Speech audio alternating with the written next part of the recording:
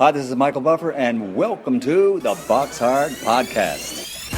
Hello, everyone. This is Mikey Garcia. It's the monster from the swamps, Regis Rougarou Prograis. Hey, what's up? This is King Carlos Molina, former IBF world champ. This is Michael, the Bounty Hunter, 2012 Olympian and your people's champ. This is Charlie Edwards, flyweight champion of the world. This is Fast Eddie Chambers, and you're listening to the BoxHard Podcast with my main man, Joey Coastman.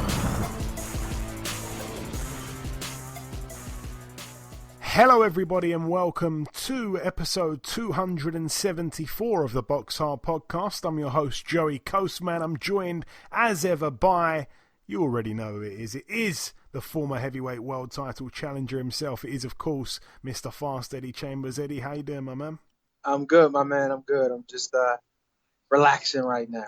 Okay, my friend, good stuff. Good to have you back once again. This show is going to be slightly different because there's nothing to review or preview. There will be a guest. There's maybe one piece of news to mention at the minute, and that is that on February 27th, here in the UK, in London, it's been announced. It was one of the fights I mentioned last week. I wasn't sure it was going to be able to, to go ahead because of the ban on boxing in the UK and whatever. But yeah, it's going ahead. February 27th in London. Jamel Herring defends his WBO super featherweight world title against Carl Frampton. So no real surprises there. A lot of people knew that one was going down, but February 27th is the date. No venue just yet announced. It's going to be in London. I'm guessing it's going to probably be the BT Sports Studio, but not quite sure. But yeah, that's the one piece of news. Like I say, nothing to review, nothing to preview. That means we're going to come to Eddie for the Lockdown Knockdown. And then after that, that will be when we bring in our sole guest on this week's podcast, which at this stage, it could be Jamel Herring. If it's not him, it could be someone else. This is being recorded on Wednesday evening, so things could change. But for now, it hopefully will be Jamel Herring. But anyway, that will happen after the Lockdown Knockdown. Eddie, last week we discussed the comeback fight after the loss to Klitschko when you came back against Derek Rossi. You beat him on points. And yeah, that brings us into the Tomasz Adamek fight, which, like I said on last week's show, if anyone wanted to go and watch that fight, it's a brilliant fight to watch. Probably, not so happy to look back on for you, Eddie. Obviously, with what happened early on, and then the decision which no one seems to agree with. But anyway, where are we starting today, man? Well, we're going to start right after the fight I had with Rossi, and talk a little bit about not financial but managerial adjustments that happened, which was what happened after that fight. And that particular fight, that was one that was going to set me up for a rematch, which would have been great with Vladimir Klitschko and would have put me in position to, well, actually that was supposed to be one of the preliminary bouts. And then which was like, let's call it a semifinal. And then I was supposed to have another fight with two other guys. It was Mo Harrison, a good friend of mine, Tony Thompson, who were also fighting and looking for that opportunity to get another shot. Well, for Tony, it would have been another shot at Vladimir. For Mo Harris, it would have been his first opportunity. But it turned out that I think I didn't initially. I thought the fight wasn't going to happen with those two guys, and it was supposed to be that I was going to fight Rossi, and then whoever won that would just go on ahead and be, be the next number one contender, which is what I thought. But then they, of course, flipped it around and changed it. And it was a lot of craziness going on with managerial issues. I told you, I don't like to go too much into the business too much in these talks, but it was a little rough because I'm thinking, like, I'm about to fight Vladimir again, get another great payday, get an opportunity to beat world champion. And then all of a sudden, oh, no, you got to fight this other guy first. and it's just kind of the same thing all over again. All of the fights I've had, not all of the fights, any of the fights I've had previously before the Vladimir fight were all like, how do I say it? Me and Areola were under the same promotional team, right? And Chris Areola seemed to always, and I don't like saying it like this, but I have to be honest. Seemed like he always had the softer fights, like the fights that were, I don't know, better suited for for any fighter to, kind of get his way, making his way toward an opportunity for a title. But they weren't really like big fights. Like I remember he fought Jamil McCline, and Jamil McCline was literally 4 years retired, and he fought Jamil McCline. If I'm not mistaken, I'm not sure, but that was the fight before he fought Vitaly Klitschko. So I'm like, how do you fight a guy that was retired for years that I'm not sure was even in the rankings? And I guess there's all kind of little things you can do to get them in that position. But and then I'm sitting there fighting guys like I had to fight Samuel Peter, one fight removed from heavyweight champion, and then I had to fight Alexander Dmytrenko, who was slated to be the next Vladimir. And it's like, why do I have to fight those kind of guys? But this other kid doesn't have to fight either of them, and he's going to get a shot too. And it's like, it just doesn't make sense. But it had a lot to do with, obviously, I'm not as popular as, I wasn't as popular as Areola.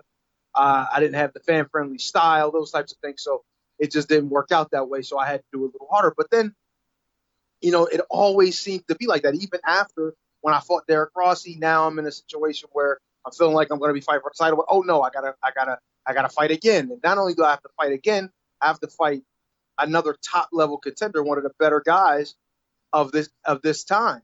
And I'm like, why do I got to fight him, southpaw? You know what I mean? A big, tall southpaw, when I was already told that I was going to get the title shot again. And then I'm like, you know what? I got to up to that point. I'm looking at, what my money was like from the Vladimir fight.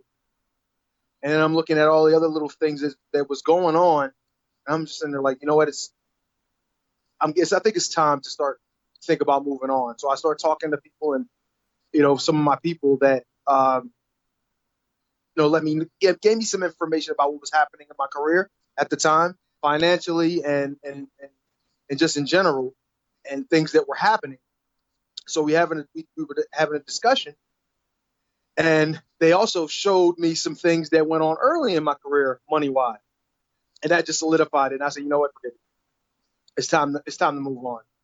So we worked our way into a situation. I mean, obviously, it was some real crazy. It was a crazy time, weird feelings involved, because these people were like my family. You know what I mean? The manager I had and my co-promoter was like, like a father. Like one of them was like a father. His father was like a father to me. He was like a brother. So it was like there's a lot of things that were involved there beyond just business that I was breaking away from. You know what I'm saying? And there's some guilt that I had dealt with a little bit in at that time. But at the end of the day, I felt like I had to do what I had to do to, become my own man in a sense, and take care of my business, do it the right way, and to make sure that I actually had money and had a future, you know what I mean, going forward. So we had separated, and I ended up getting with a different promotional company as well, because I feel like, the whole ties to the whole thing was the problem when that was with Goose and Tudor at the time. And I think it was just time. So we ended up separating, and I got with the main events, which is Kathy Duva promotional team. All right. And so I signed with them not too long after because I got an injury preparing for Tony, because I was going to fight him anyway. And then after that happened, we just kind of said, screw it. And then I was on the shelf for a little bit because of the injury. I had a little injury getting ready for Tony, even though that fight fell through. Met with Kathy. They gave me an opportunity. They said and I actually went to a fight that they had scheduled in, and it's crazy. I remember it was a fight with, I think it might have been, it was a main events card, But I think they had, because Don King was there for whatever reason. I think he had a fighter on the card. I'm trying to remember what the fighter's name is. I just can't remember at this moment. But I think he fought Zab Judah that night. And it was just crazy because I remember Zab kept looking out in the audience at Don because he was beating up on his fighter. And he was like, I guess they had some bad blood or beef or something. But anyway, I was there, so I was watching the fight. And actually, Tomasz Adamek fought. Let's just say that. Tomasz Adamek fought. He fought, what's the kid's name? Nagi Aguilera, who was like a perennial, I don't want to say a trial horse, but he was somewhat of a contender, but like on that C+ level that wasn't quite, like I said, top class, but was tough enough that he'd give you a little bit of trouble and kind of show you what, whether you're really that guy or not. And I think Tomasz had been heavyweight for a little while. I don't think he's been heavyweight that long up to that point. And he of course beat Aguilera, and he hurt him at one point.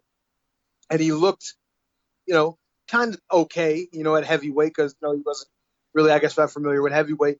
But he was kind of, like, people were looking at him like he was such a great boxer. Oh, he's just so good at, he's this, he's that. And I'm like, well, listen, the reason that he looks like such a great boxer is because he's coming from a lighter division.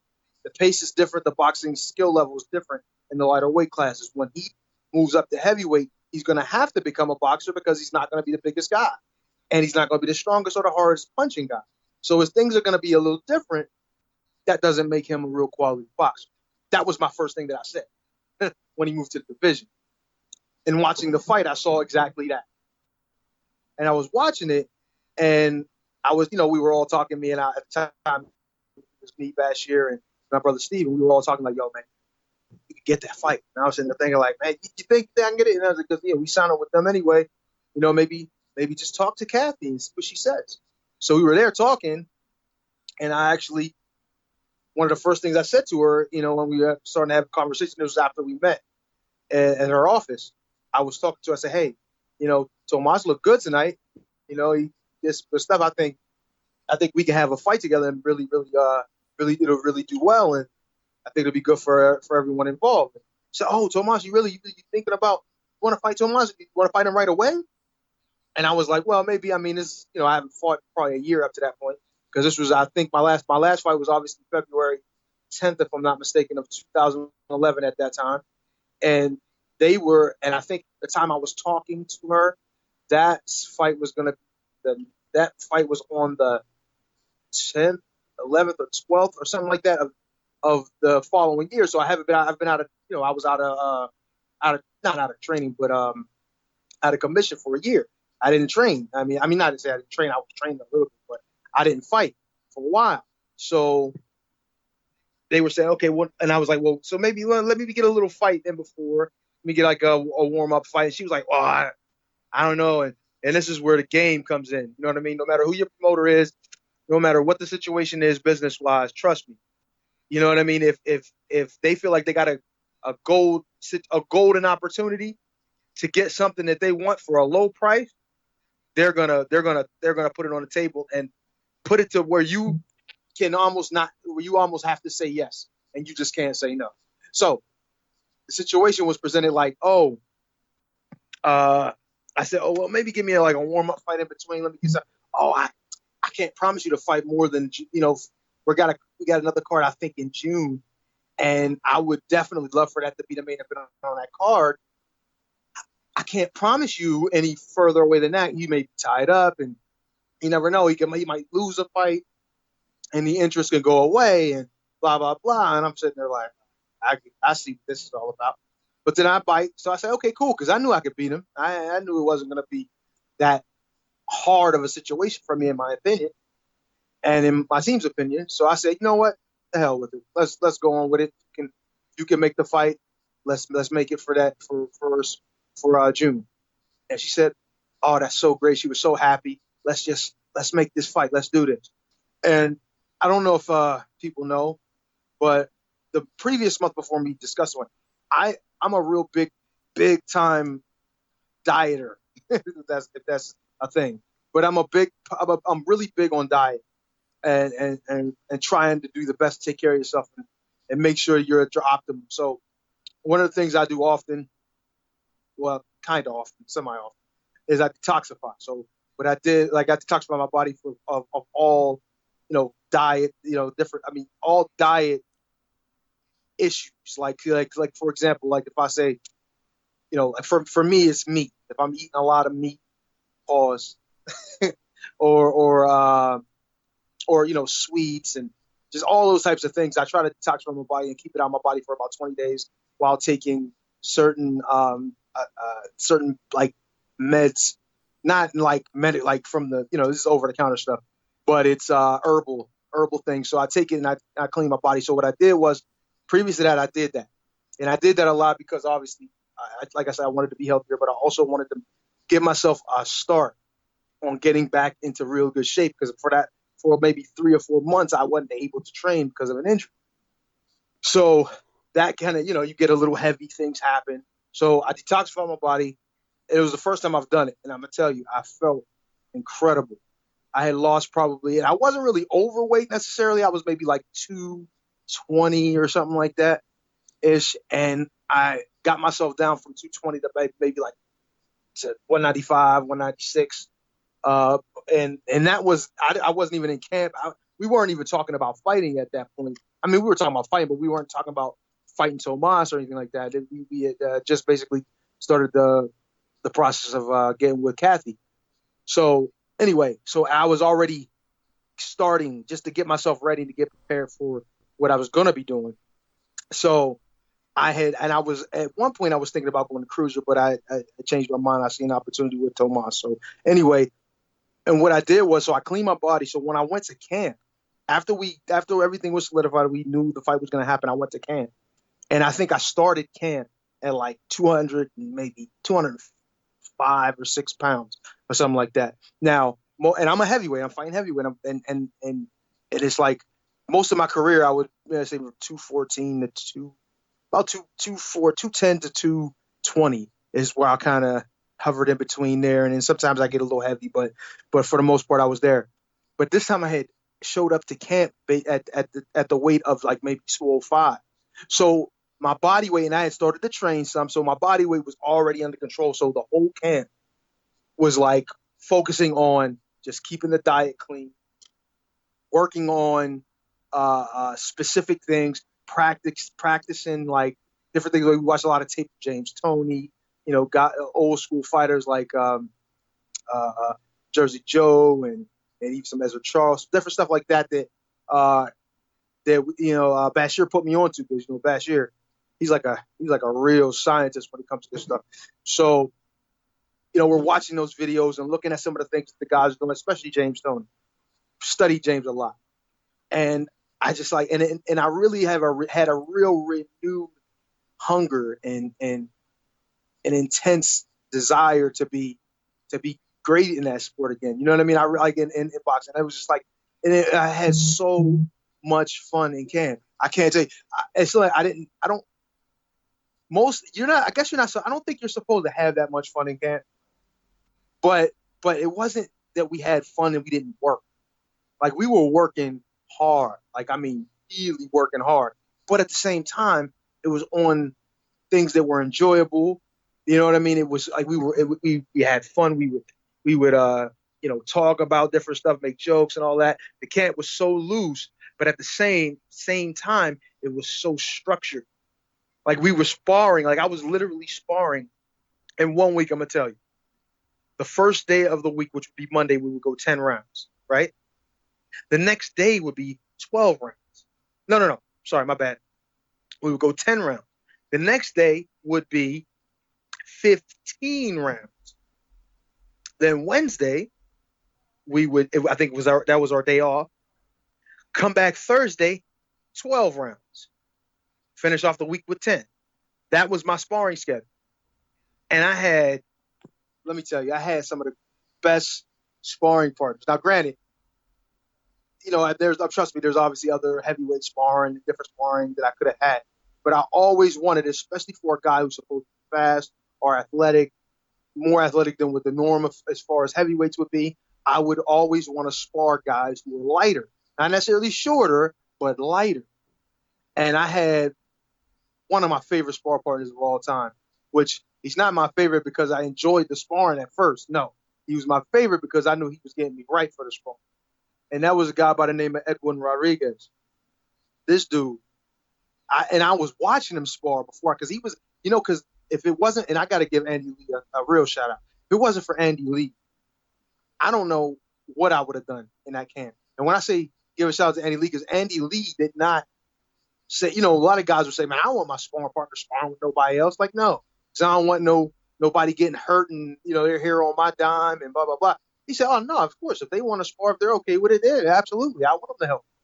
And, and by the way, I was actually doing camp at Kronk, and we were doing it in the summer, which if anyone knows about Kronk in the summer, it's like, I don't know, 150 degrees, you know what I mean, in the shade, you know what I'm saying, in that gym. It's just unbelievably hot. But it really obviously that helped. That gym turned me into a real beast that time, I'm going to be honest.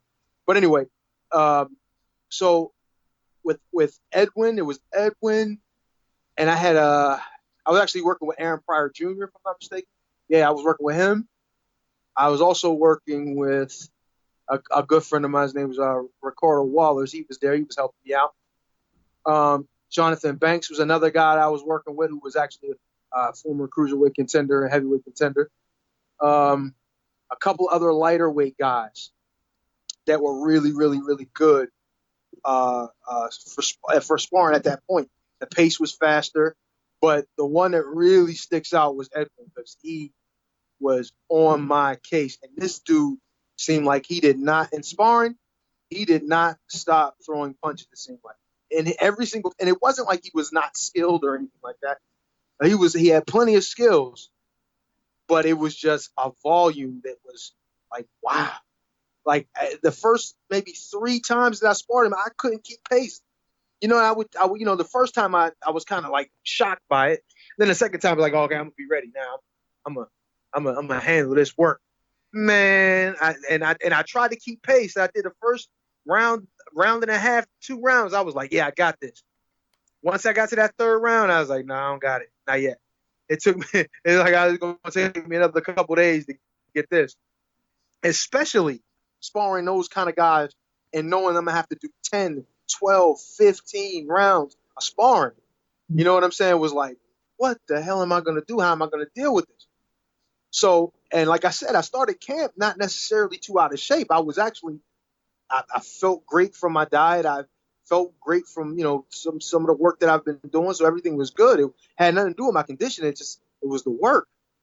These guys were on my case and I loved it. I hated it, but I loved it at the same time. It was a love-hate thing at the time. But Edwin was all over me. Then eventually, which maybe over the next maybe 2 days or so of sparring that we had, I started to get myself together. I started to catch my groove.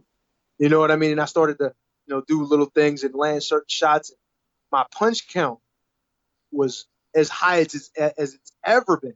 And that was one of the things that we really made a focal point for the camp, was that on the bag, on the pads, everything, I'm throwing punches, a lot of punches. And because of my style, like that's not one of my forte. I don't throw a volume of, I don't waste punches. That's just not what I do. So I had trained, we had trained, that was such a hard but yet fun camp. I wish every camp I had would have been that way, but at the same time, it just doesn't work out. But that camp, just trying to get me out of my comfort zone, throwing a lot of punches, and all of the hard sparring round after round after round of difficult sparring. But by the end of camp, and this is the thing, another thing about Kronk too, I'm gonna say this before I get to the end. Kronk has guys who comes into the gym at the time, and they weren't even like guys who fought often, but they just in the gym sparring, gym rats. You know what I mean? We always saw K9 be in the gym all the time, running his mouth, but training every day. And it was just, but they had guys who were just gym rats, right? So there might be a guy that'll jump in, but I'll jump in and spar. And we talk about, I'm a high-level professional. Some of these dudes don't even have any fights. And they'll get in there and give you some work. And I was like, whoa. Like, really? Like, there was a heavyweight kid that came in there he was fast and everything. And I was like, damn. Like, I'd never even heard of this guy before. You know what I mean? But he got in there, and I don't think he had much more than a few amateur fights, and he was actually doing work. I don't even know if he had any amateur fights or how many amateur fights he had, if he had any. But he was actually good. He had speed. He had decent skills. And it was just like, you know, you get guys off the street and you just wonder, man. Think about, you know, in different places, you know, different sports. Like, there's actually people that just walk in the streets that have the talent to be, you know, maybe next level professionals. And because of, you know, I don't know, relationships or drugs or just the streets in general, they're just not able to do it. But it was like, wow, it was a shock. And then you just, you know, you go outside, you look at Detroit in the area, and it was just like, man, there's a rundown place in certain spots, and it just looks like it has a rough life kind of staple that's just there, and it just looks like whoever lives here is going to struggle a little bit. But anyway, so periodically I would have a guy jump in the ring, and like I said, it would be somebody that was not even a part of the whole thing, and it was just like, damn, he would get in there and actually be good. And it was just a shock. But anyway, the sparring was great, and like I said, eventually I really hit a groove, and I got to the point where I just didn't get tired. I mean, it was hot as a mug in the gym, and I just couldn't I couldn't breathe half the time. But I got to a point where it's just like I was just on auto, like on cruise control. I was just like cruise control. You know what I mean? I would and cruise control, but with an active left hand. My jab was just firing off, and just shots in general. My punch count was, man, I was throwing. I think we were doing punch counters, you know, just to kind of see where I was at. And I think I was even at one point up to 70 punches or something, maybe per round, depending on who I was in there with. You know, so I was like, man, and for me, that's like 100%. Then I was saying 100% increase, but you know what I mean. It was a lot of punches. So, you know, for me, 70-something punches per round. So the work, basically, what I'm saying, I'm telling you all that to tell you that the work was in. We did everything that was necessary to be in the proper shape. About 8 weeks in, you know what I mean, a good 7 to 8 weeks, and it was a great camp, and one of the best I've ever had. And so now, obviously, the work is in. We're now making our way to, and we are going from Detroit back to Newark, New Jersey, because the fight was at the Prudential Center, which at that point, at that time, was basically Little Poland for Tomasz, because believe me, there was maybe 3 or 4 people that were there to see me win, and the whole rest of that 15,000 people was for him. So it was a different. It wasn't necessarily a different experience for me, because I'm used to, you know, being over in Germany and being, you know, the visitor. And even when I fought Derek Rossi in Suffolk County up there in New York, I was also the visitor there. So I wasn't really it wasn't an unfamiliar thing, but I was definitely comfortable with the idea of being, you know, the visitor and trying to come there and take what was mine, taking on back to where I'm from. Even though I'm actually from this country, it still felt like an away fight, you know. But I remember getting, and at different times in camp, I think my weight had went all the way down to like 190 to 192. I know that sounds crazy for me getting ready for a heavyweight fight, but I was just training. Training was on a different level. And but anyway, so I was saying that because we go to the weigh-in, and I didn't know what my weight was, because at that point it was like, yo, stop getting on the scale, because we don't want to see it. You don't want to be discouraged or even overly happy just from what the scale is showing. We're just going to be in shape and ready to fight. So Bash, you should stop getting on the scale. Stop looking at it. So I did that, but I couldn't help but notice like my body and the way my body looked, and I was like, man, I don't think I'm that heavy, man. I don't know what I'm not. I don't know if it's going to be like a penalty or something with me being heavyweight and not being able to literally make heavyweight, meaning not being heavy enough to be a heavyweight. I think at the time it was at 200 pounds. So we get to that weigh-in, and because we were kind of nervous about the whole thing about me weighing in, I weighed in with, of course, my sweatpants on, and I definitely made sure I put a couple of different phones in my pocket and my wallet, which was like George Costanza. I don't know if you're familiar with Seinfeld, but it was like his wallet, and then I had other things in my other pocket. Was almost not weights, but it was a lot of stuff in my pockets, right? To kind of make sure that I was a little heavy. I think I weighed with shoes on too. So I got on the scale, and even with all that stuff on, my body weight was 202 pounds. And I was like, damn, I'm 202? Reality, I'm probably like 195. And it was like, so 195, and Tomasz gets on the scale, he's 225. And it's like, damn, who was the heavyweight their whole career, me or him? And he's 225 pounds. And then different things come out of camp when people are talking, and they were saying that, well, that they didn't really need to get anyone that was like, fast or sharp or any lighter weight guys that for Tomasz to fight, because they figure, oh, well, Tomasz is fast enough and he's this and that enough to be able to deal with whatever Eddie Chambers brings. He's not really going to be all like that come fight night or whatever, and we'll be able to deal with it. And I think Povetkin has said something similar to that when we fought the first time, right? Well, not even fight Povetkin twice, but I mean when I fought Povetkin. And both times, obviously with the Povetkin fight, he could not really deal with the speed. The only thing about him was he just picked up the pace, and I was out of shape. I wasn't able to deal with it. But anyway, in this particular fight, though, there was not going to be a chance of me being out of shape. I was 100% ready and ready to go. So I remember this is fight night now. So I remember being in the dressing room, and I felt like a little weird, but kind of good, like a little like strange, like a little bit too good. You know what I mean? And I was thinking, oh, here we go. Something's going to happen, or something bad is happening. And then the nerves start really rising up. Like I used to get nervous the whole week of the fight, but then just became fight night. I would start to get nervous and get the jitters or whatever. And I'm in the dressing room, and if anyone who's fought or anybody who's listening to this actually fought, what it's like if you get nervous anyway before fights.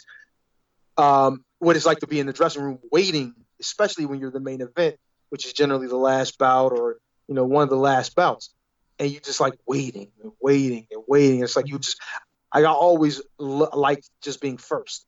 You know what I mean? Put me on the first fight, get me in there, get it out the way. You know what I'm saying? I don't want to sit and just wait and stool over what's going to happen and just keep going over in your head how you're going to deal with the fight and just worry and all this other anxiety builds. You know what I mean?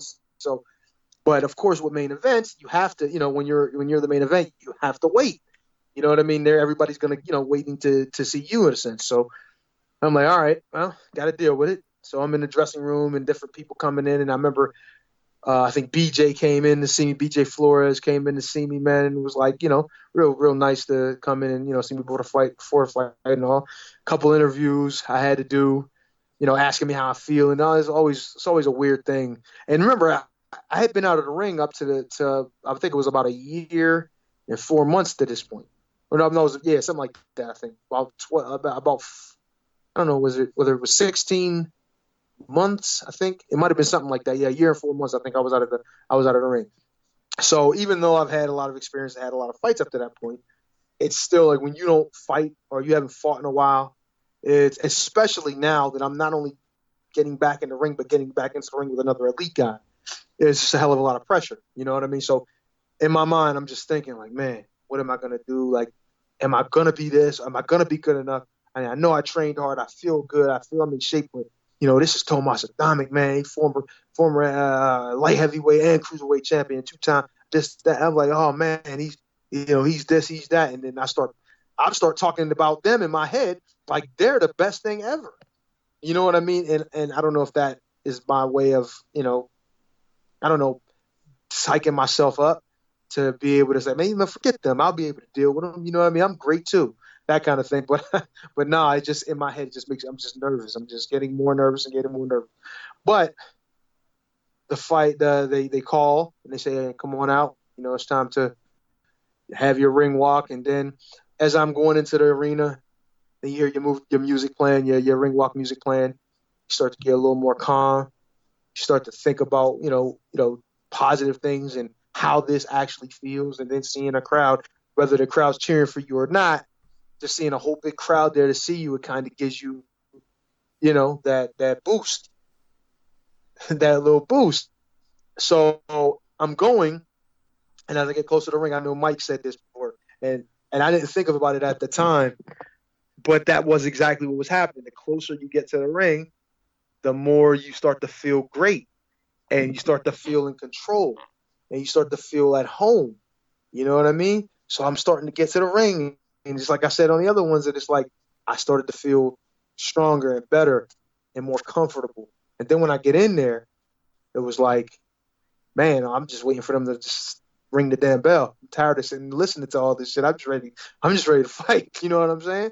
And once I got into the ring, I really started to feel good.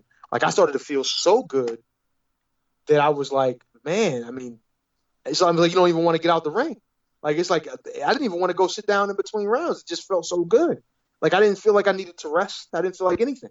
You know what I mean? I was in there. I remember hearing, I think it was Joe Antonacci who was announcing me, and I just felt really, really, really good. And like a lot of times I got in the ring because I would either be overtrained or I would have something that I didn't do 100% proper, and in camp, and it would kind of make me a little more tired than I should be at that moment.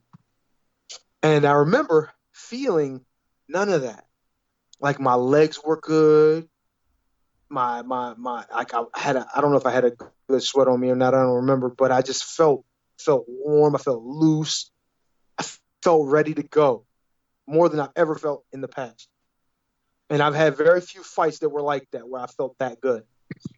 So, and this is funny. Round starts, and I remember, and I had been so active in camp with my left hand, so I really put a lot of stock into what I was going to be doing off the jab and off the feint.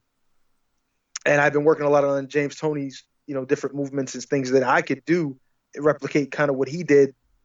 And I was planning on doing a lot of that, but everything was going to be starting from that jab, that jab, the left hand, the left jab, feint, and just in general off of that side, getting him to be such a sucker for the jab. And I remember the first few shots that I threw and the first movements I made in the ring, and how it just felt like I was gliding, like I had nothing holding me back. Like, there was no, I went 12 rounds in that ring and that night, and I swear to you, I felt as good in the last round as I felt in the beginning. It felt like I did absolutely nothing the entire fight. But in the first round, I started off, you know, threw a couple of jabs out there just to see what he had. And, you know, he, you know, kind of basic. What I was, honestly, he was exactly what I expected up to that point. And then, you know, as we got in, I wanted him to be active, because I like to have a guy throw punches at me, kind of giving me an idea of what I'm going to be dealing with, power-wise, if he can touch me, and just speed-wise, so I can kind of gauge if I'm going to be able to, you know, do I have to keep my hands up high all night, or am I going to be able to, you know, drop my hands a little bit and, you know, figure out what it is I need to do.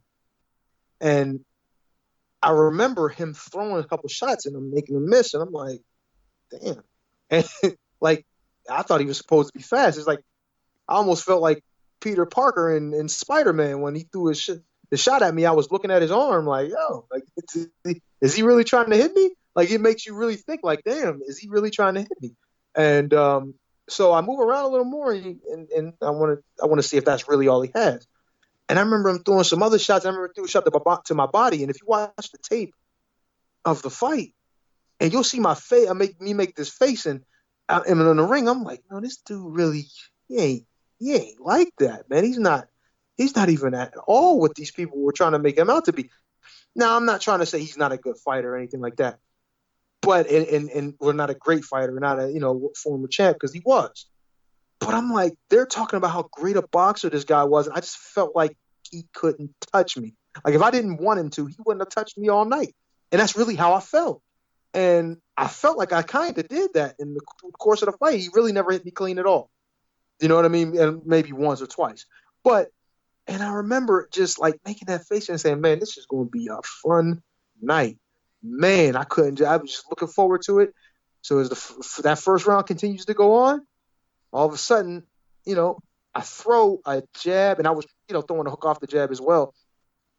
I threw a jab, but then I threw a hook off it. And then there's some real weird feeling happened, like a really, really, really weird feeling with my bicep area. And I'm like, what the hell? And I pulled it back, and I looked at it, and it looked kind of weird. And I was like, what the hell's going on down here? And I said, you know what? It felt like the kind of a pain is, you ever have like a string caught on you from your shorts? If you had a string from your shorts, it kind of got wrapped around your arm or something like that, and it kind of pulls like it's kind of digging into you a little bit. It has like a weird little not tearing, but a pinching kind of pain.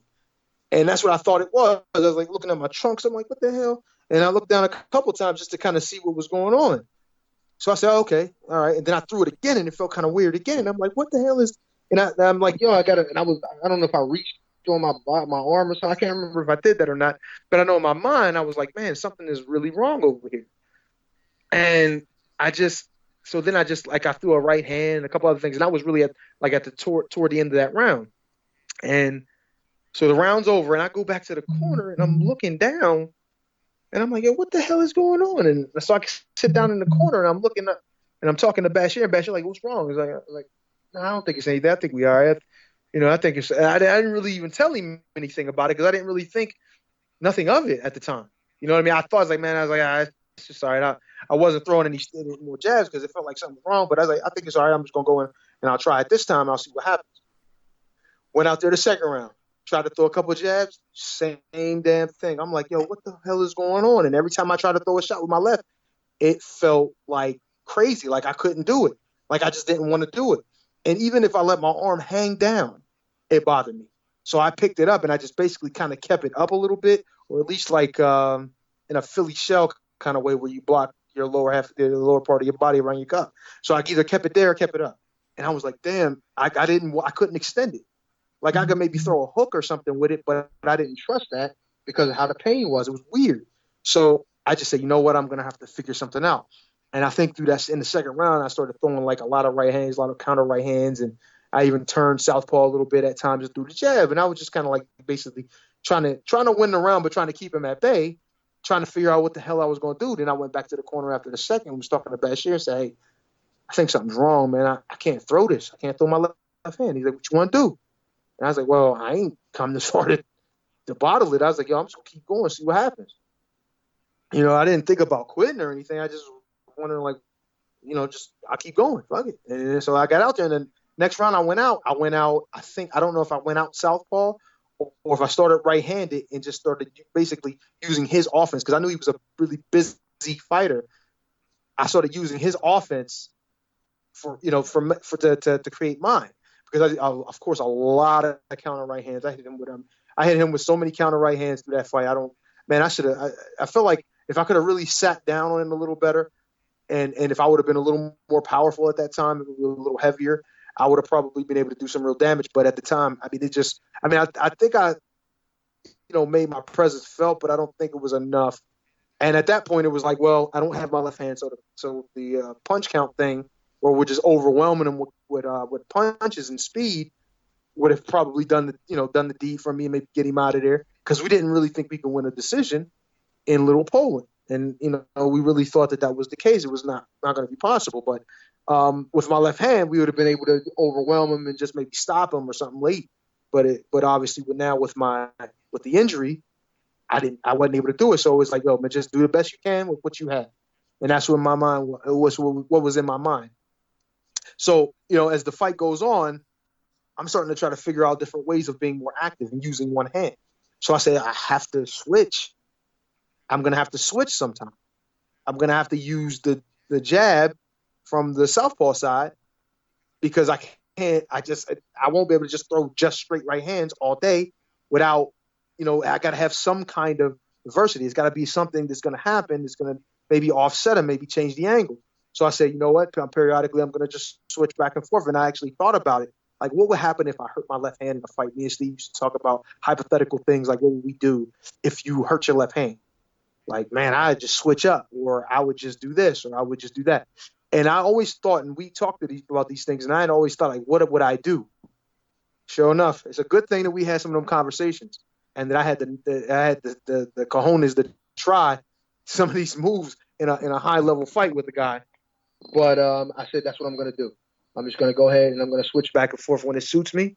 I'm going to look for opportunities and try to land some shots and see what happens. And I got more and more confidence as the rounds went on and on. And I just felt like, man, he hasn't hit me clean at all the entire fight.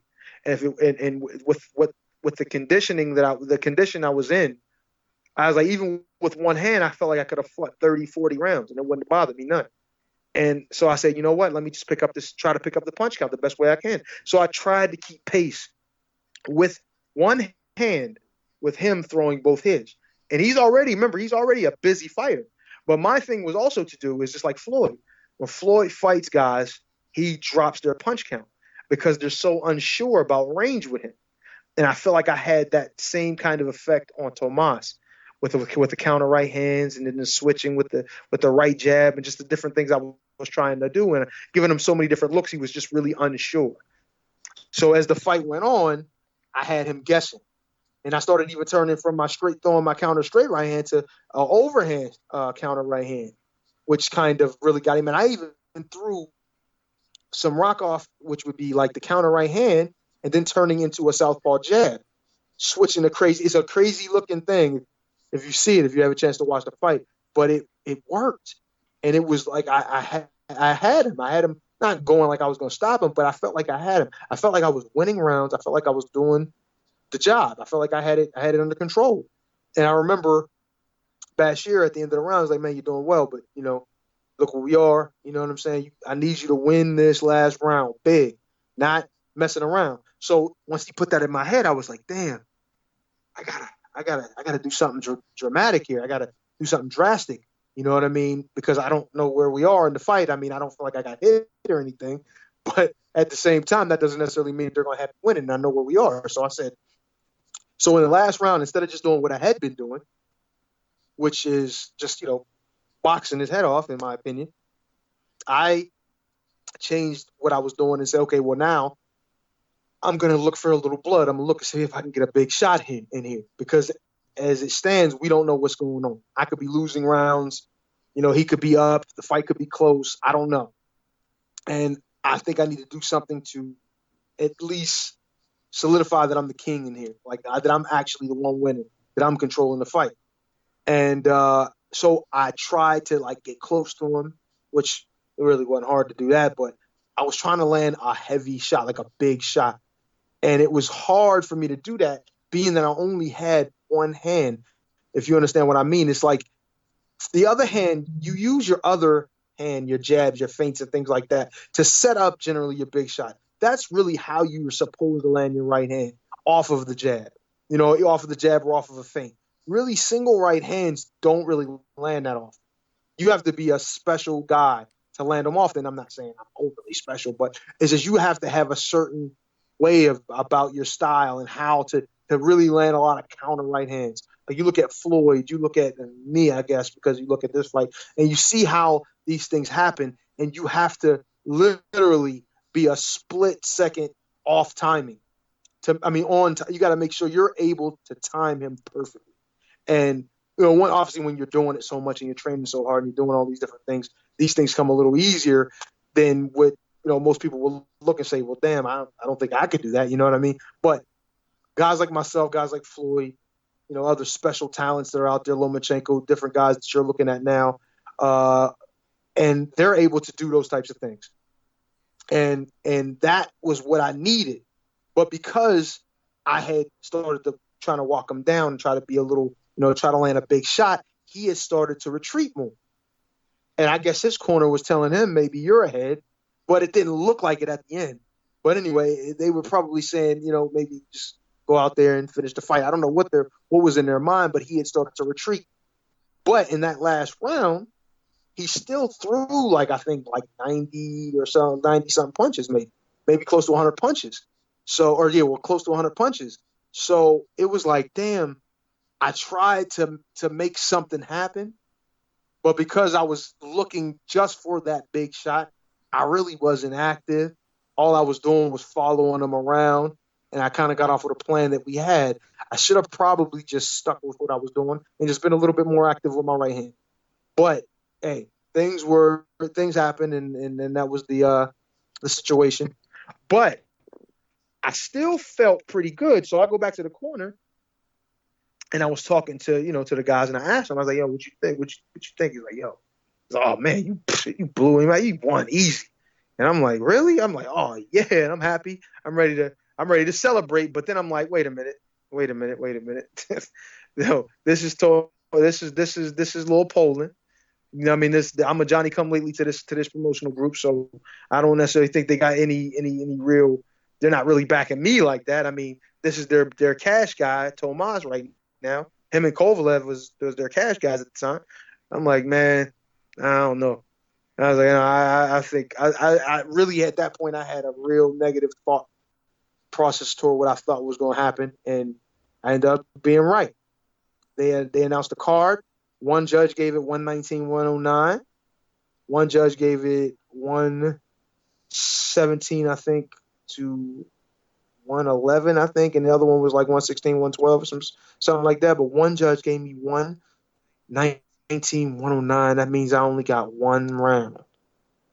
And they announced. At first, I was like, "Damn, is they giving that decision to me like that?" And I said, "Hell no, it's not possible." So once the decision was announced, and I was like, "Wow," like that. I didn't really even hear the numbers.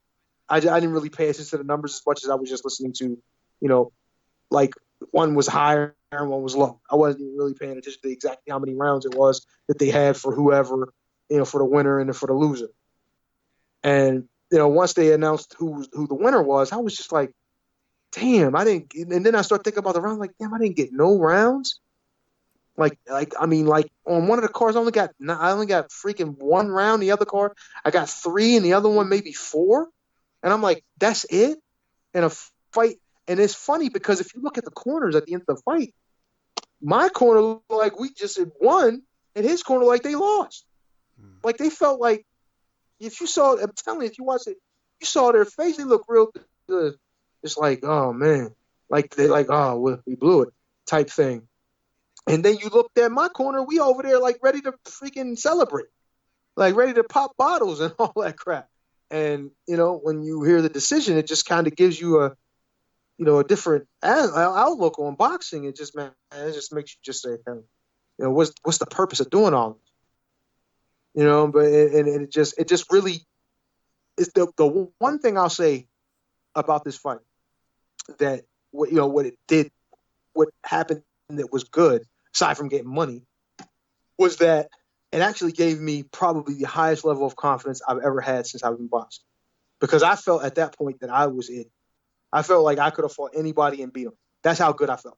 And I owe that a lot to my team. Obviously, at the time, it was, I got to say with Bashir and Steve and just everybody that was there that was pushing me, and obviously the sparring partners that was helping me, because I felt solid. I felt like I could do anything I wanted. And the worst thing, though, the one of the worst, obviously, was the decision. But having that injury, and it put me out for another 6 to 8 months, and I couldn't get back into the ring until that the next summer.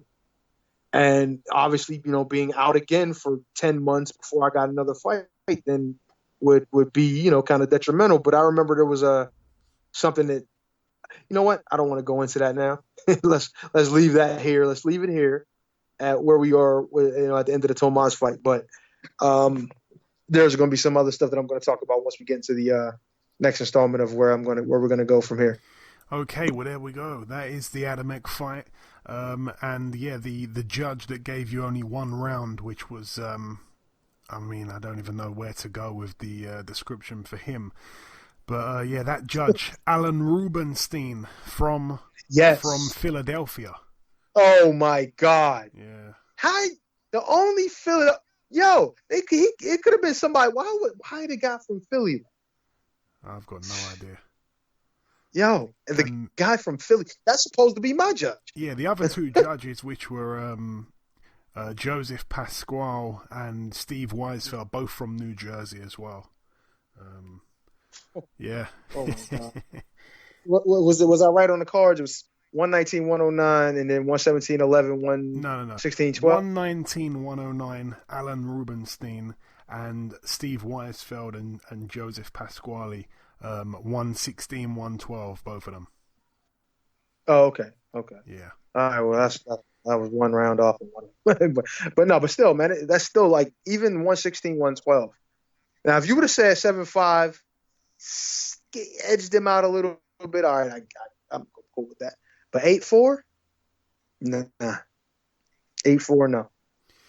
Anything else, I would have been cool with 8-4. Not anything else, but 9-3, 8-4, 10, 11, 1, no. Hell no. Yeah.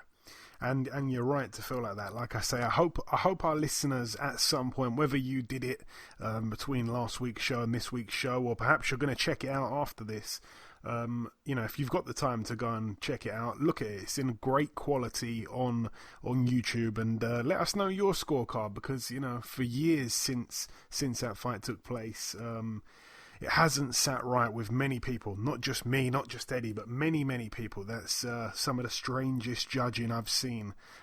It was really bad. But anyway, that wraps up this edition of the Lockdown Knockdown.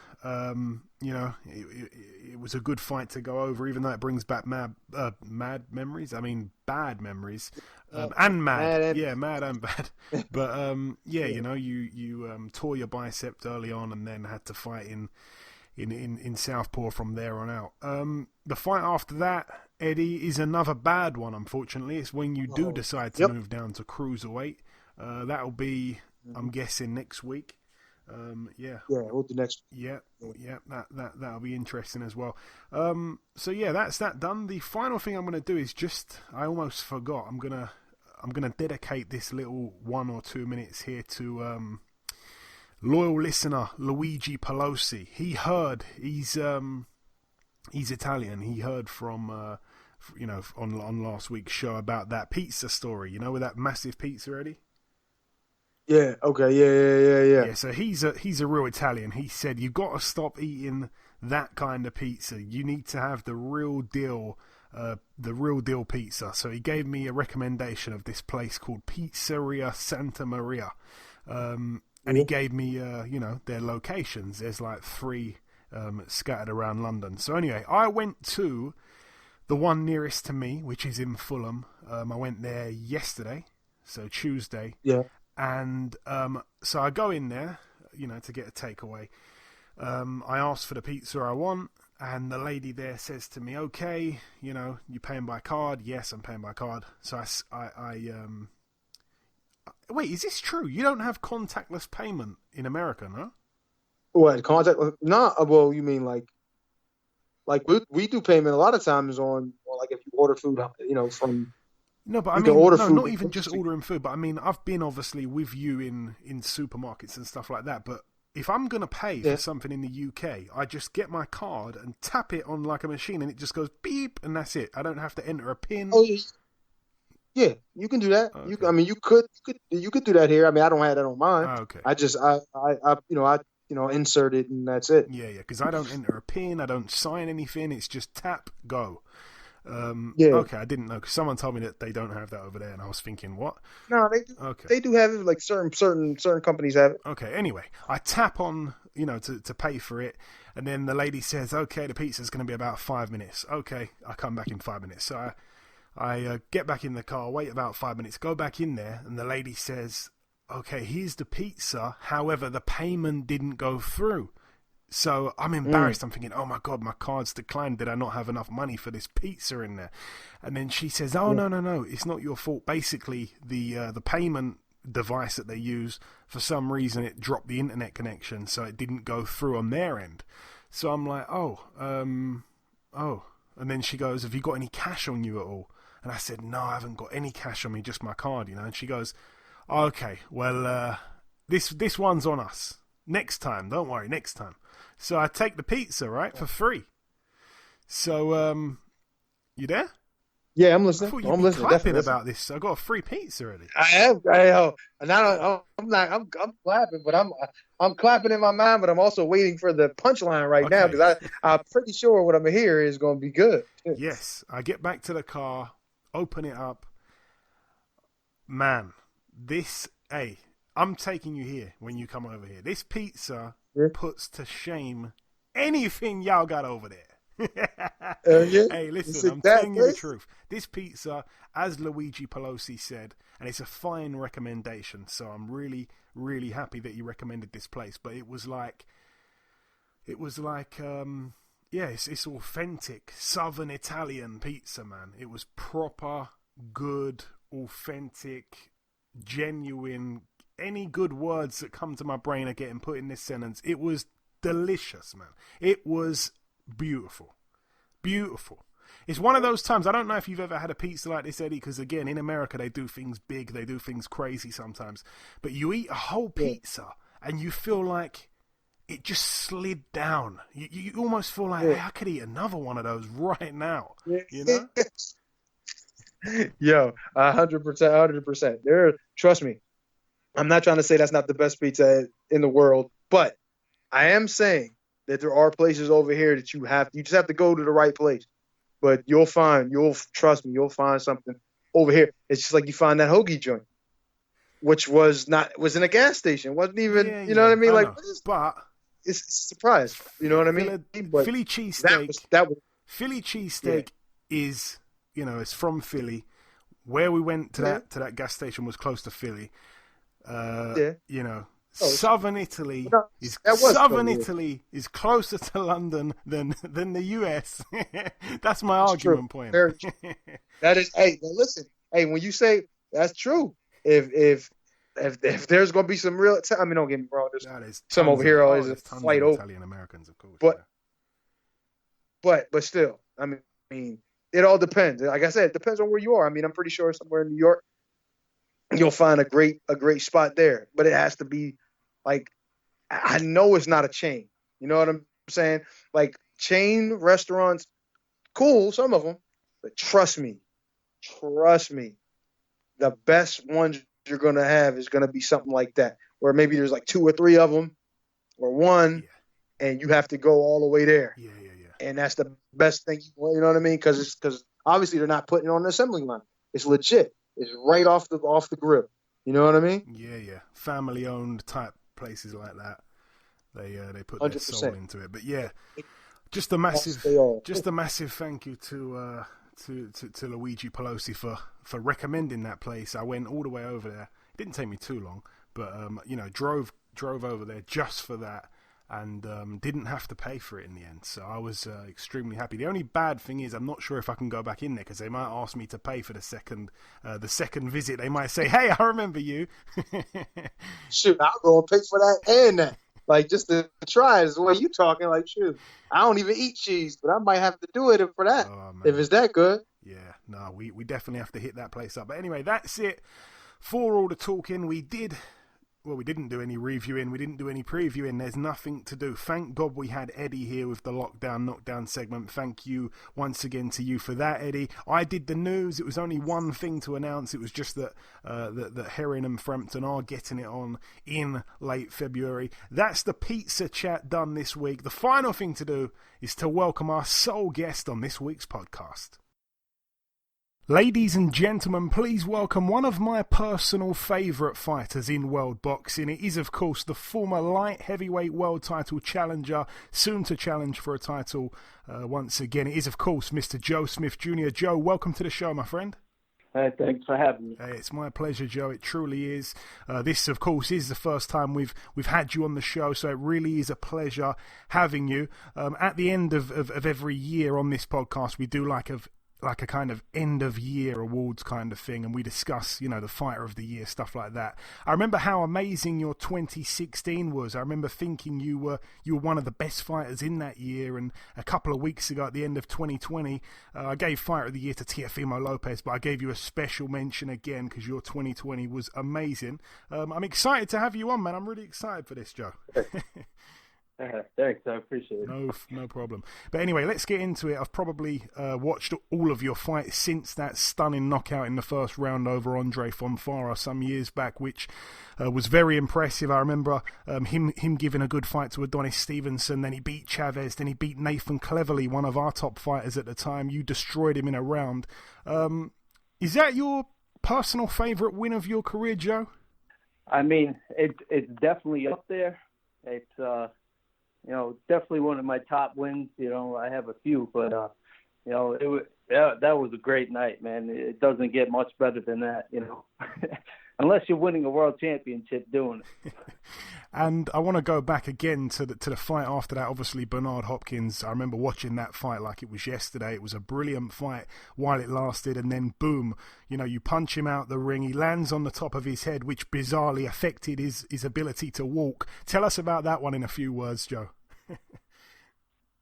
Yeah, I mean, that was a great night for me as well. I mean, I knocked out a legend, and no one else was able to do it, and all his fights that he had. And, it was just a great accomplishment for me. And again, moving up the timeline, you boxed Sullivan Barrera, which at the time I felt was a brilliant, brilliant fight.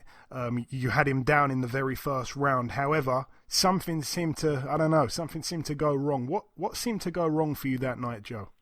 Well, that night, I actually went into the fight, feeling like there was something wrong, with, I had an injury in my jaw.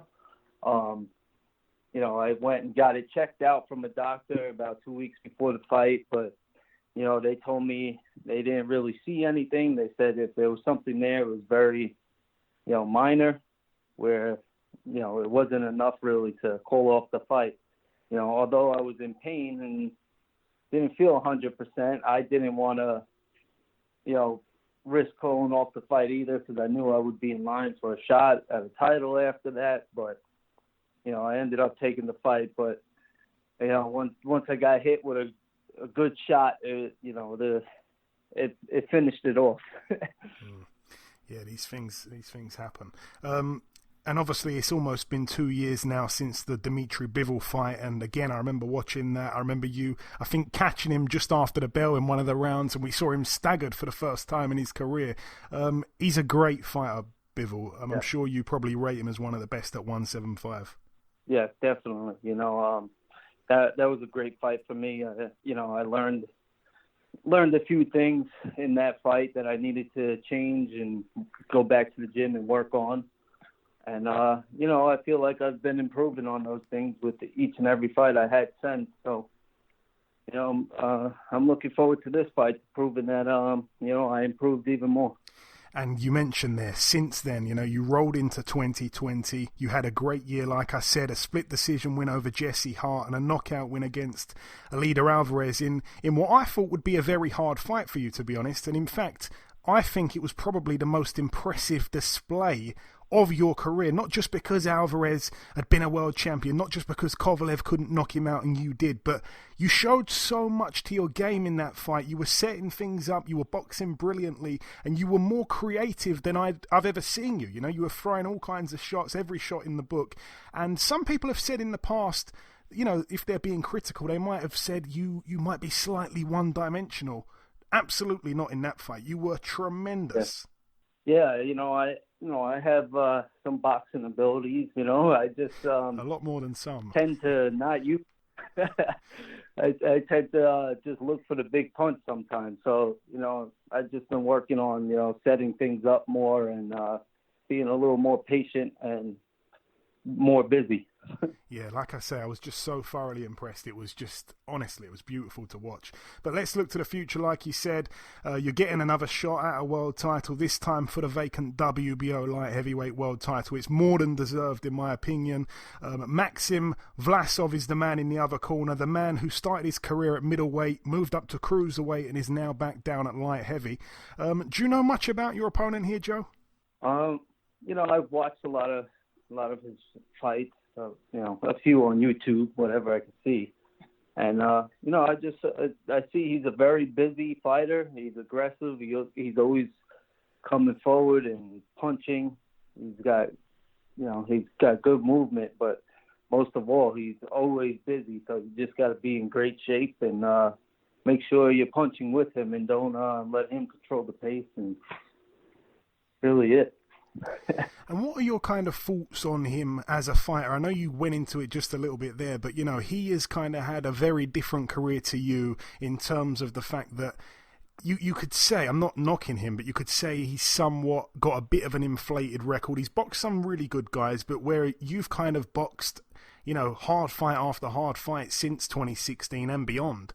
What are your thoughts on him? I guess this fight will be one where you will, like all your fights, try to get your opponent into deep waters with you. Yeah, I mean, I think he's a well-experienced fighter, so you can't underestimate anything he's done. But I'm looking forward to it. I want to put on a great show. I'd like to get him out of there if I can, but I'm prepared to go the distance with him. And, of course, the fight takes place February the 13th back at the Bubble in the MGM Grand Las Vegas, the same place you stopped Alvarez. Do you enjoy fighting in that kind of environment with no crowds there, Joe? Yes, I mean, I like it, but I also love having my family and friends and, fans watching and cheering me on. But I know I could hear them in my head, honestly, when I'm in there. I picture them sitting in front of their TV screaming my name, while I'm in there doing my thing. But, I'm in there and I'm focused on just getting that victory. That's the main goal, is to get the victory and, just put on a great show for them all.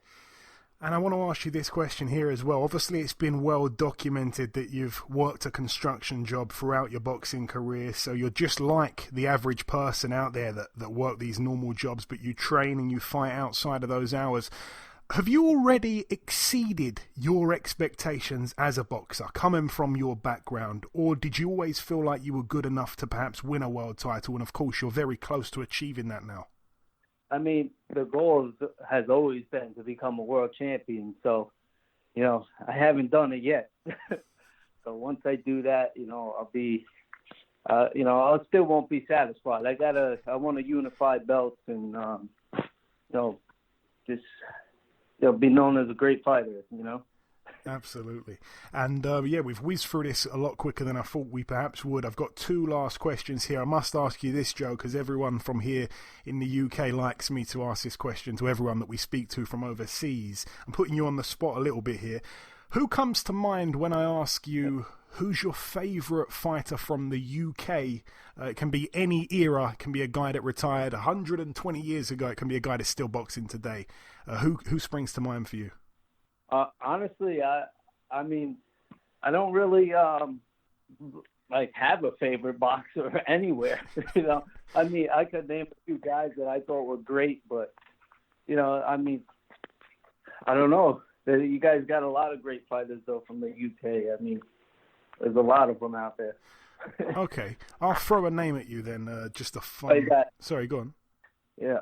Well, go ahead. Let's see what you got. No, I was just going to say another guy that I feel is, right up there in your division, for example, obviously another dangerous puncher like yourself. I mean, he's a guy who I think, why would you want to fight him? And that's the same what I feel about you. Why would you want to fight him? Joe Smith's so dangerous. He can punch with both hands just like this guy. Callum Johnson, who, of course, had a good fight with Beterbiev. Yes. He's definitely a big puncher, and he's definitely a great fighter. He's definitely up there with the top heavyweights, light heavyweights. But maybe in the future, it's something. But I'm just looking at getting some titles. I want the title shots. I want the big fight. Absolutely, absolutely. And so you should, my friend.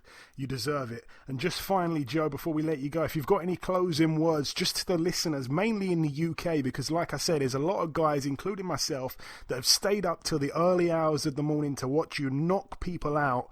You've got a hell of a lot of fans over here, my friend, and I don't know how often you get to communicate with them. I'm guessing you probably get a lot of messages and stuff on social media. But what's your message vocally to your fans over here that support you from this side of the pond? I'm just appreciated, to have you guys and fans, and I hope you tune in on the 13th and enjoy the fight.